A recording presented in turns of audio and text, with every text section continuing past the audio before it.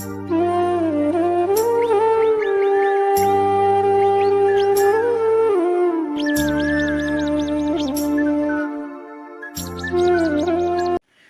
Morning. অনেক দিন পর এইভাবে ব্লগ করছি, তো ব্লগটা আজকে স্টার্ট করলাম। আজকে হচ্ছে শুক্রবার। তো welcome back to our channel. দূরে কাছে ছোট বড় যে যেখান থেকে দেখতে সবার সুস্থতা কামনা করে সবাইকে সাথে নিয়ে আজকে দিনটি শুরু করছি। জাস্ট এক কোনা মশারিটা খোলা হয়েছে, খুলেই তারপরে উঠে গেছি। ঘরগুলো সামনে সামনে একটু একটু করে ঝাড় দিয়েছি, যেহেতু বাসি ঘর।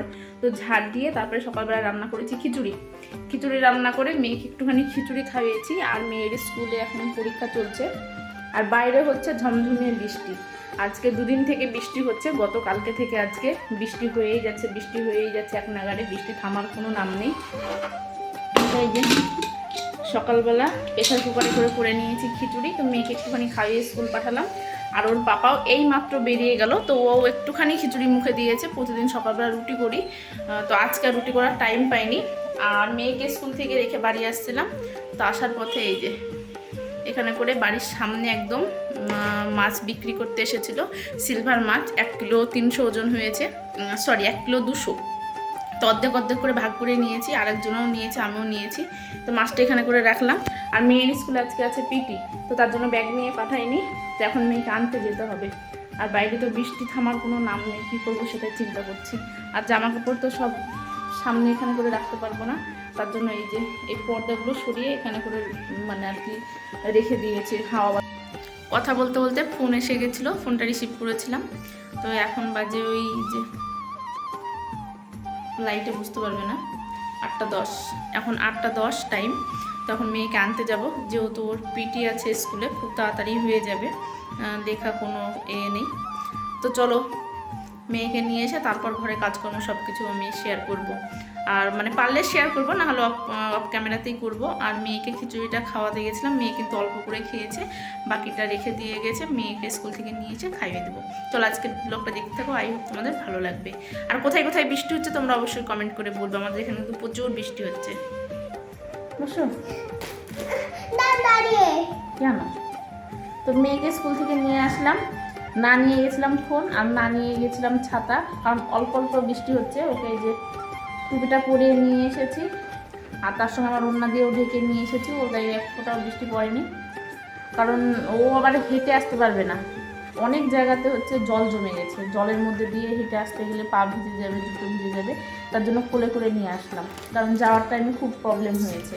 তাই ভাবলাম যে কোলে করে নিয়ে আসতে গেলে, ছাতা নিয়ে গেলে নিয়ে আসতে পারবো না, তার জন্য এমনি গেছিলাম ছাতা না নিয়ে।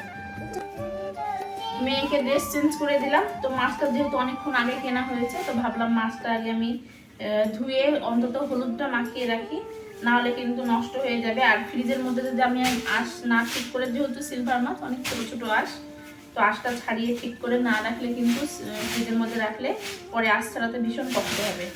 আর সিলভার মাছের না খুব ছোট ছোট আঁশ থাকে, তো অনেকক্ষণ লাগে আঁশগুলো ছাড়াতে, একদম ছোট ছোট আঁশ থাকে। তো এখন খুব ভালোভাবে কেটে দিয়েছে, কেটে দিলেও তবু ওই আঁশ থেকেই যায়। মা এরকম করছো না, আওয়াজ করো না। কেমন দুষ্টু বলছে, আওয়াজ করো না, বলছে আওয়াজ করবো। সবগুলো প্রায় হয়ে গেছে। আর এই যে পেটিটা দেখো, কত বড় পেটি, বুঝতে পারছো কত বড় পেটিটা। তো পেটিটাতেও অনেকগুলো আঁশ লেগে আছে। তো আঁশগুলো আমি এই যে পাখনার সাইডগুলোতে বেশি থাকে, কারণ ওরা তো খুব ভালোভাবে যে আঁশ ছাড়িয়ে যায়, সেটা তো না, ছোটো ছোটো আঁশ তো ভালোভাবে ছাড়ানো হয় না, এইগুলোতে থেকে যায়। এগুলো হাত দিয়ে ভালো করে দেখে আর কি আঁশগুলো ছাড়িয়ে নেব। তো চলো আঁশগুলো ছাড়িয়ে ধুয়ে তারপর হলুদটা মাখিয়ে তারপরে ফ্রিজে রেখে দেবো।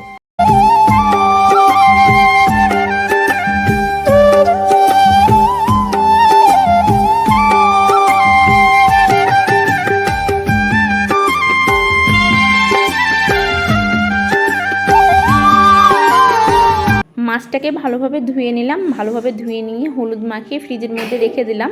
যেহেতু রান্নাবান্না করব তো আগে ঘরের কাজগুলো কমপ্লিট করে নিই, না হলে চারিদিকে কাজ পড়ে থাকলে কিন্তু রান্নায় একেবারেই মন বসে না।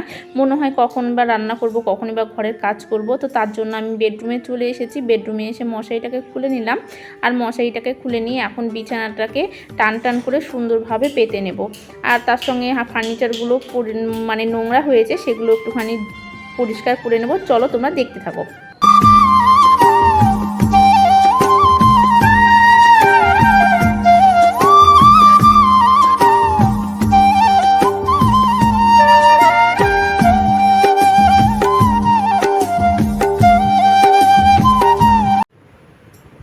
অলরেডি এখানে রান্নাবান্না শুরু করে দিয়েছি। এই যে এখানে করে হাঁড়িতে ভাত ফুটছে, আর এই কড়াইটা চাপিয়ে দিলাম। কড়াইটাতে পাঁপড় ভেজেছিলাম, সকালে খিচুড়ি রান্না হয়েছিল তাই পাঁপড় ভেজেছিলাম। এদিকে রান্না হবে সবজি ভিন্ডি, আর এই তো নুন হলুদ দিয়ে মাখিয়ে রাখা তোমার ওই মাছটা। তো মাছটাকে আমি ফ্রিজ থেকে বের করলাম, বের করে যে এখনও দেখো ঠান্ডাটা ছাড়েনি। তো নুনটা তো মাখানো ছিল না, এইমাত্র নুনটাকে মাখালাম, আর হলুদটা অলরেডি মাখানোই ছিল। আর এদিকে ফ্রিজের মধ্যে এই যে ফ্রিজের মধ্যে এখানে করে কাঁচা লঙ্কা পেস্ট করা আছে, আর এখানে আদা রসুন জিরে এগুলো পেস্ট করা আছে। এটা ফ্রিজ থেকে বের করে নিলাম। এখন আমি ঝটপট করে রান্নাগুলো করে নিই, তারপরে রান্না কমপ্লিট হওয়ার পর তোমাদেরকে লাস্টে আমি দেখাচ্ছি। রান্নাবান্না কমপ্লিট করে নিয়েছি, রান্নাবান্না কমপ্লিট করে তারপরে আবার খাওয়া দাওয়া হয়ে গেছে। তো এখানে মেয়েরও খাওয়া হয়ে গেছে, আমারও খাওয়া হয়ে গেছে। এই যে এই যে মাছের ঝোল হয়েছে এখানে, আর এই যে এখানে করে হয়েছে ভিন্ডি তরকারি। তো আমাদের খাওয়া হয়ে গেছে। এখানে করে জাস্ট ওর পাপার জন্য রয়েছে, ওর পাপার জন্য রয়েছে।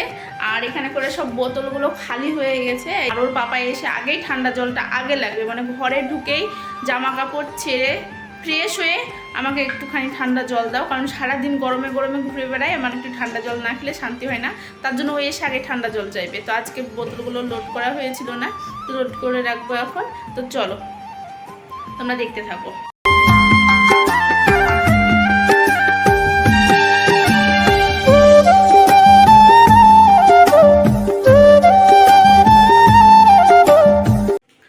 অনেক দিন ধরে তোমাদের সঙ্গে কিছু শেয়ার করব ভাবছি, কিন্তু শেয়ার করা হচ্ছে না। তোমাদেরকে আগের ভিডিওতে দেখিয়েছিলাম যে আমি বিছানার বিছানা না, জানালা দরজার পর্দা কিনেছিলাম।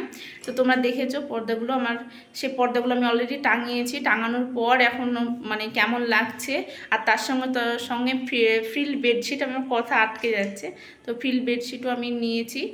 আর সেটা নিয়েছি, কিভাবে নিয়েছি, কত টাকা দাম নিয়েছে, মাত্র 250 টাকা দাম নিয়েছে। তোমাদের সঙ্গে আমি শেয়ার করি। তো তোমরা আগে দেখে বলো যে কেমন হয়েছে, তারপর তোমাদের সঙ্গে আমি সব কিছু শেয়ার করছি। তো চলো ব্যাক ক্যামেরায় তোমাদেরকে দেখাই। তো এই যে এই রেড কালারের যেটা অনলাইন থেকে নিয়েছিলাম মানে দরজার পর্দা, সেটা এখানে করে টাঙিয়েছি, এইভাবে বেঁধে রেখেছি, যেহেতু যাওয়া আসা প্রবলেম হয় তার জন্য। আর এই যে এই পর্দাগুলো, এটা হচ্ছে রান্নাঘরটার এখানে করে আমি মানে রান্নাঘরটার যে মেন গেটটা ছিল। তো তোমরা যারা আমার ডেলি ব্লগ দেখো তারা নিশ্চয়ই বুঝতে পারবে। তো এখানে করে আমি টাঙিয়ে রেখেছি। কেমন লাগছে তোমরা অবশ্যই কমেন্ট করে বলবে। আর ওখানে তো ওই যে ওখানে করে তো বাথরুম, তো বাথরুমেরও সামনেও একটা দরজার সামনে মানে ভেতরে একটা দরজা আছে, বাট এখানে করে নেই। তো এখানে করে আমি পর্দা দিয়ে রাখি। আর এখানে এই যে জানালার পর্দা, তো দুই সাইডে পর্দাগুলো এখন আপাতত এরকমভাবে রাখা আছে।